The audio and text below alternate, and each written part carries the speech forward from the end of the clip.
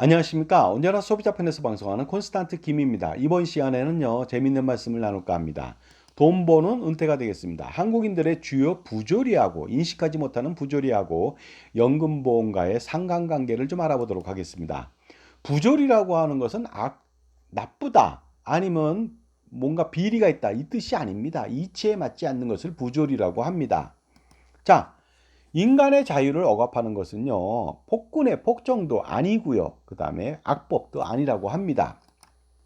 바로 사회의 습관이고 관습이죠. 부조리한 사회의 습관하고 관습이 되겠습니다. 따라서 잘 맞지 않는, 이치에 맞지 않는 것을 그대로 따라하는 것. 이것이 바로 부조리인데 이것을 탈피하더라도 실존주의 인간으로 등극할 수 있고요. 그 다음에 부자로 살 수 있습니다. 자, 만약에 부조리를 방치한다면요, 결코 인간답게 살 수가 없으며 사악한 인간들한테 평생 이용당하면서 물어 뜯기고 비참하게 살아야만 합니다. 마치 뻐꾸기가 탕란을 하듯이요. 뱁새가 어떻습니까? 자기 새끼를 죽인 뻐꾸기 새끼를 극진하게 보살펴서 양육하는 것과 마찬가지가 되겠습니다. 하지만 정작 뻐꾸기 새끼를 양육하는 철천지 원수를 양육하는 뱁새를 멍청하다고 사람들은 판단합니다. 그런데도 불구하고 자신도 뱁새 같은 처지가 아닌지 생각해 볼 필요가 있습니다. 세상에는 뱁새 같은 인간들이 진짜로 많거든요. 그러니 제가 뱁새 같은 인간이 되지 마시고 현명하게 인간답게 살아보자. 부조리를 타파하자는 뜻이 되겠습니다. 왜 그런데 부조리를 인식하지 못하고 사는 것일까요? 온정주의 문화 때문에 그렇습니까? 그런 영향 때문에 그럴까요? 그럴 수도 있는 것 같습니다.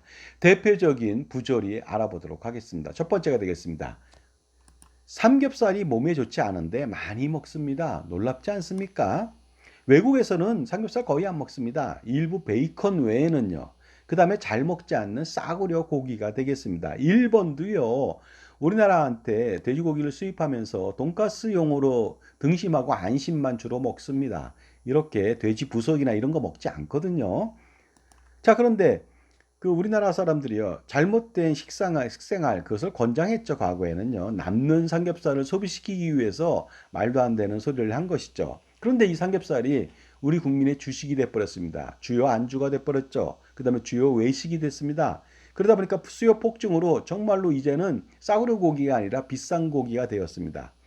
그러다 보니까 스페인이나 칠레는 신이 났습니다. 자신들은 먹지도 않는 고기를 아주 비싼 가격에 수출하니까 정말로 쾌재를 부른 것이죠.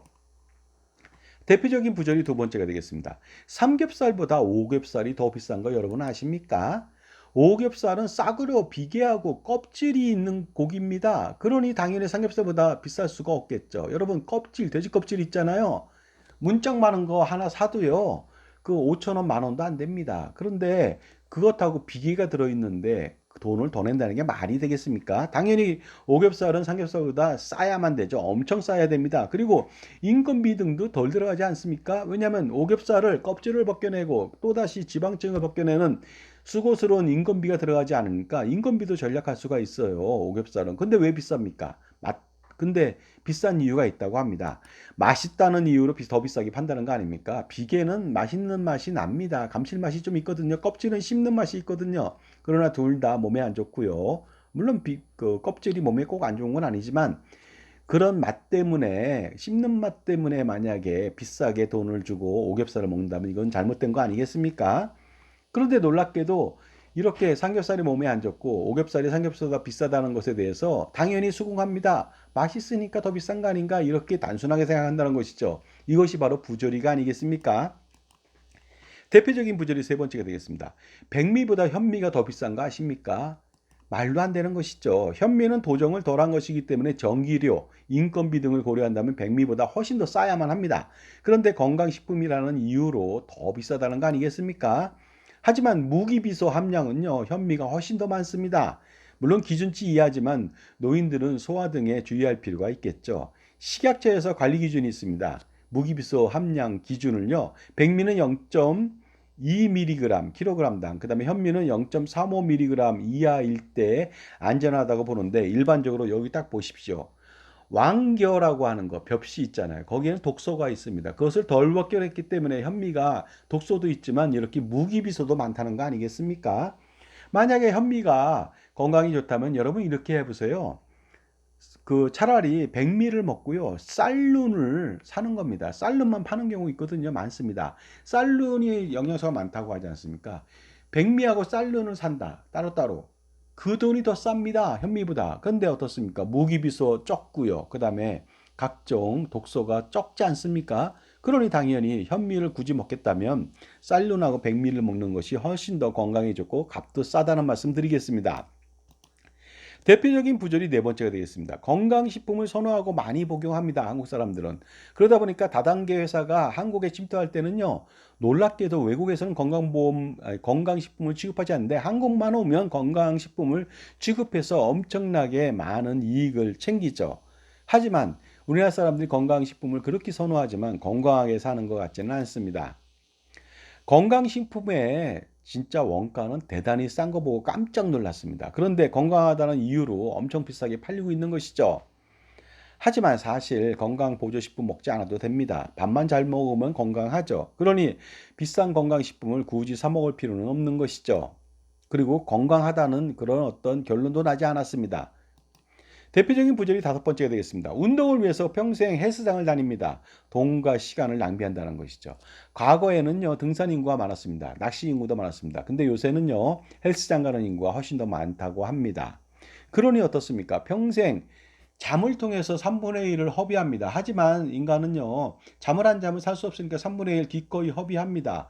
그런데 어떤 사람은요, 헬스장에서 하루에 4시간씩 운동하면서 어떻습니까? 인생의 6분의 1을 허비하는 경우도 있습니다. 아니면 어떻습니까? 또, 많이 먹고서 다이어트를 한다고 열심히 다이어트와 운동에 매진합니다. 그러다 보니까 적게 먹으면 될 문제를 많이 먹어서 돈 많이 들어가고 다이어트에 돈 많이 들어가고 시간 낭비하고 인생을 허비하는 거 아니겠습니까? 그리고 자연계 동물 중에서 운동을 하는 동물은 인간뿐이 없습니다. 그리고 더 중요한 게 있습니다. 운동을 한다고 더 오래 사는 것은 절대로 아니죠. 그러다 보니까 어떻습니까? 인생을 허비하는 일을 하지 않았으면 좋겠다.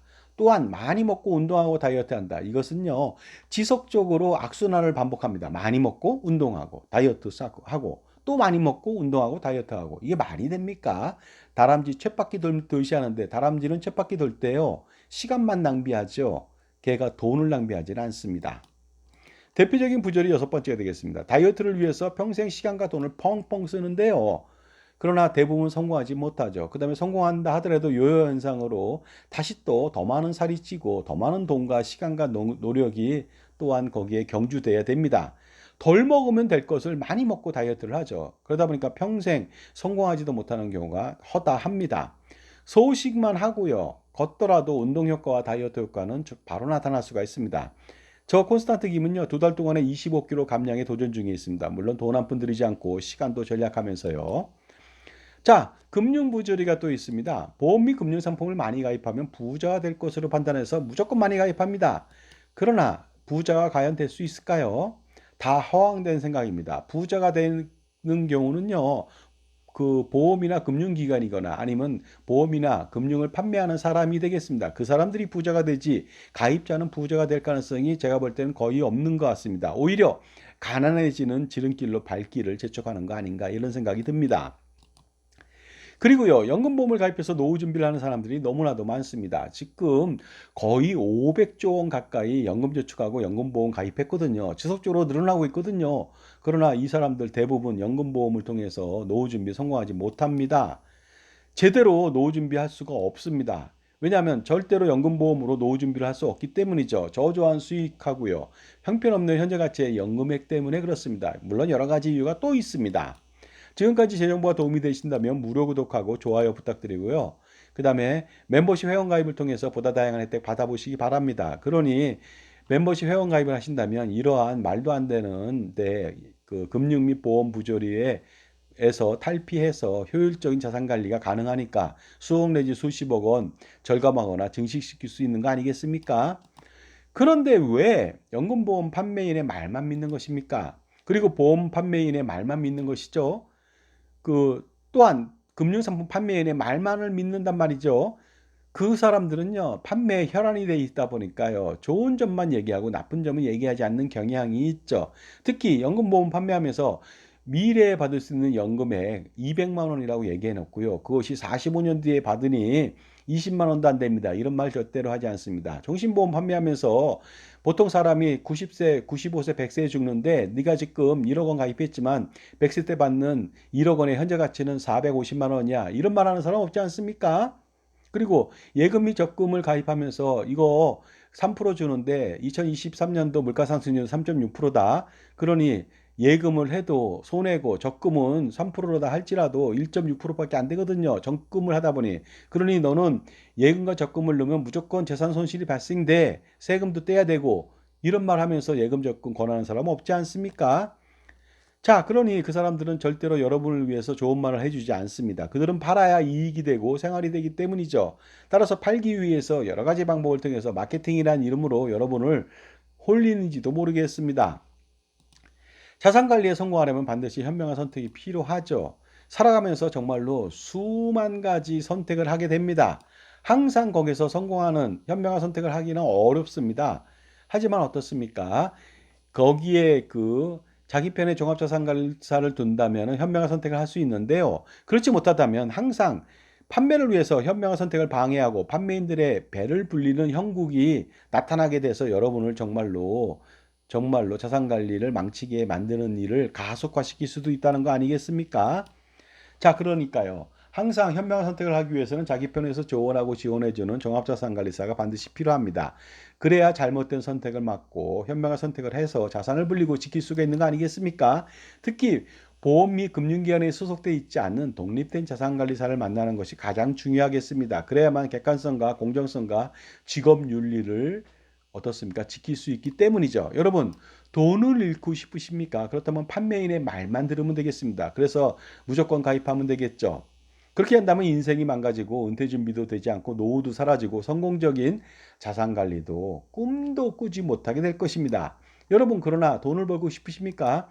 그렇다면 자기 편의 종합자산관리사를 만나셔야 되겠습니다. 단순히 몇백만 원, 몇천만 원이 아니고요. 수억 원 내지 수십억 원 아니면 그 이상의 금액을 벌거나 절세하거나 지킬 수가 있습니다.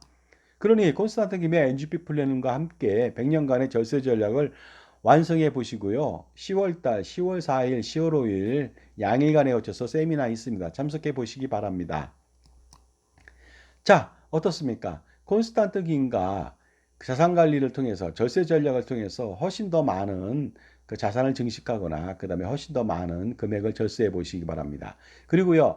적격 컨설팅이 가장 중요합니다. 그러니 어느 편도 들지 않는 판매인의 입장도 아니고 보험사 및 금융기관 편도 들지 않는 오로지 당신 여러분만을 위해서 편을 드는 사람의 말을 반드시 들을 필요가 있겠죠. 그러니 콘스탄트 김과 함께 컨설팅을 한번 해보시기 바랍니다. 감사합니다.